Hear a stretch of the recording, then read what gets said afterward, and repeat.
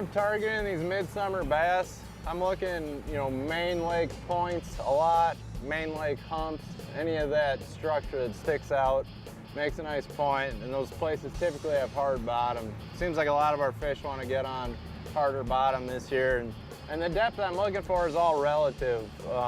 This lake we happen to be on is a dirtier, shallower lake, so a lot of that rock that I'm looking for, you know, everything I'm going to look for is going to be outside of the weed line.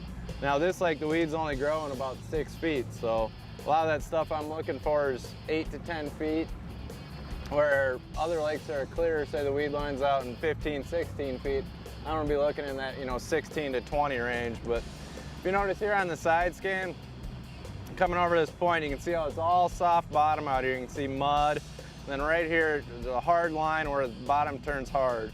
It's a lot of sand and gravel, and you can see, you know, a little bit of bigger rock mixed in there. But especially with largemouths versus smallies, you don't need like those giant boulders that I like keying in on smallmouths.